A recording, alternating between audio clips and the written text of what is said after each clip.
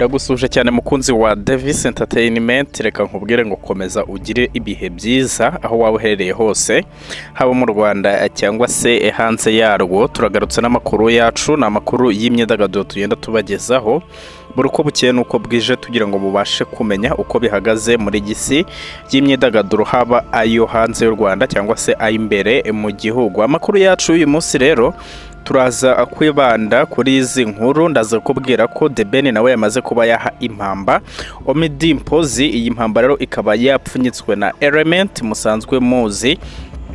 Uyu muhanzi wo mu gihugu cya Tanzania Ommy Dimpoz wari umaze iminsi muri Kigali, aho yari yaraje mu bukwe bw'inshuti ye The Ben, yamaze gusubira iwabo ahasize akoze n'imishinga y'indirimbo. Tukaba rero turaza kumenya iyi mpamba The Ben yahaye uyu muhanzi muri aya makuru, ndetse muri aya makuru ndaza kubwira ko umuhanzi mwamenyereye nka Alliah ubu ngubu ari kuvugwa mu rukundo na Justin Sky. Ukaba uramenya rero ibyo rukundo rwabo ruri kuvugwa muri aya makuru, ndetse muri aya makuru ndaza kubwira ko Alliah yatangaje ko yanyuzwe no gutembera u Rwanda mu ndege ugihe bakoraga filime ya Kigali Boss Babies. Amakuru yacu rero arambuye ni mu kanya gato cyane.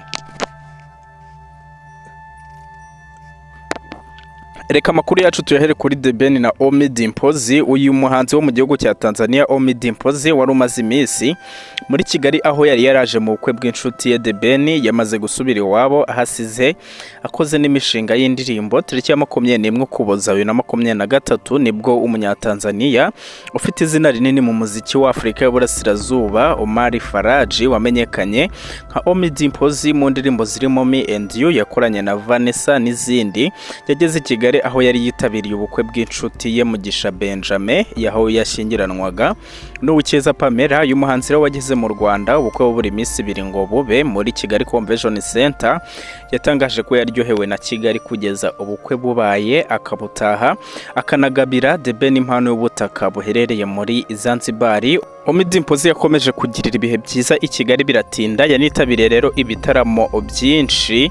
Mu byo yitabiriye rero harimo ibirori bya nyuma y'ubukwe bwa The Ben ndetse n'ibirori bya Black Allegiance Party bya Kigali Boss Babes, aho yanavuze ko agiye guha umukoro abakobwa b'imero ba Tanzania bakigira kuri Kigali Boss Babes. Ommy Dimpoz yaratunguranye rero kubona ataritabiriye ibirori bya White Party bya Zari the Boss Lady uzwi cyane mu gihugu cya Tanzania, dore ko yanabyaranye na Diamond Platnumz inshuti ye. Kuri ubu rero Ommy Dimpoz yasubiye muri Tanzania, ariko se ajyanye iki? Amakuru twamaze kumenya nuko ku ikubitiro uyu muhanzi yashakaga gukorana indirimbo na The Ben. Iyo ndirimbo rero ikaba yari gukorwa na producer Element ugezweho cyane mu karere ka Afrika y'Uburasirazuba. Aba bombi rero basabye umwanya Element ko bajya muri studio bagakora umushinga w'indirimbo. Ibi Element rero babimusabye mu birori bya nyuma y'ubukwe bwa The Ben after party byabereye muri Bihota, dore ko nawe yari yabyitabiriye ndetse abemerera umwanya. Nyuma y'ibirori bya Black Allegiance Party, aba bombi nibwo basuye Element muri studio batangira umushinga. Iyi ndirimbo rero nisohoka izabibaye ya gatatu The Ben ahuriyemo na Ommy Dimpoz, ibintu bishimangira ubushuti bwabo. Indirimbo ya mbere yitwaga Yange The Ben yandikiye Ommy Dimpoz akayikorana na Seychelles na Aigario bakoranye, iri kuri album y'uyu munyatanzania yise The Equation. Nkuko nari nabikubwiye rero, reka amakuru yacu tuyakomereze kuri Rema ahari kuvugwa mu rukundo cyane na Justin Sky. Divine Ikuboro wamamaye nka Rema ari kugarukwaho cyane inyuma yo gusoza umwaka w'ibihumbi 2023 afatanye ikiganza n'umuhanzikazi Justin Sky bari mu rusengero.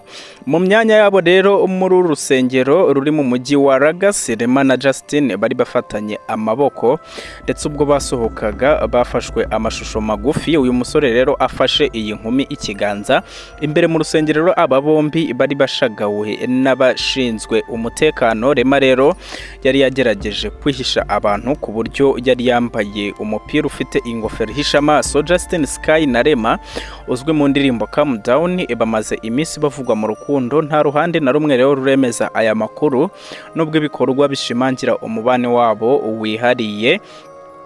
batihishira itariki ya 24 Kanama 2023 ubwo Justin Sky yizizaga isabukuru y'imyaka 28 Rema yaritabiriye banakatana keke bicara amarenga y'urwo bakundana. Si ubwa mbere y'umuhanzi kazi rakundanye n'umuhanzi wo muri Nigeria kuko yigeze gukundana na Wizkid kugeza muri 2017 ubwo uyu muhanzi yari yabengutse undi mugore.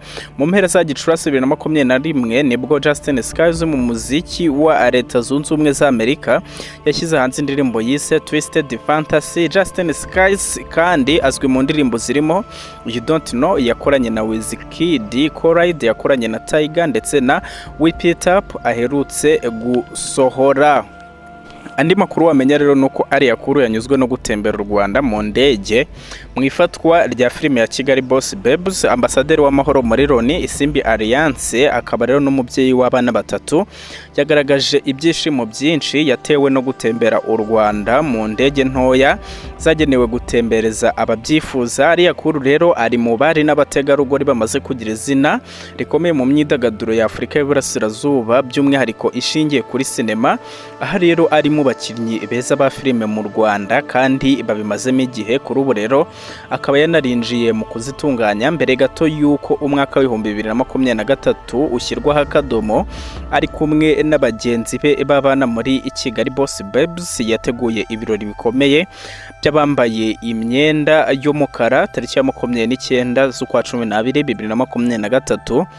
Muri byo birori rero bamuritse filime yabo bateganyaga gushyira hanze vuba ubwo umwaka wa 2024 watangiraga. Alliah yifurije abamukurikira umwaka mushya muhire, atangaza ko yizeye ko uzababera mwiza. Yagize ati rero umwaka mushya muhire muryango nshuti namwe bafana banjye, ndabyizera ko uyu mwaka w'ibihumbi 2024 uzaba ari umwaka w'igitangaza. Alliah rero yazirikanye abakunzi be mu ntangiriro z'umwaka bifuriza kuzahirwa nawo. Nyuma y'amasaha make rero ashize ubutumwa hanze yafashe amafoto agaragara muri filime baherutse kumurika agaragaza ko yishimiye gutembera u Rwanda ari mu ndege ntoya yifashishwaga na ba mukerarugendo. Ati nejejwe no gutembera igihugu cyanjye cy'igikundiro. Yagaragaje ko rero yabifashijwemo n'Akagera Aviation. Alliah rero n'umwe mu bagize itsinda rya Kigali Boss Babes, aho kurijyamo bisaba kuba ufite amafaranga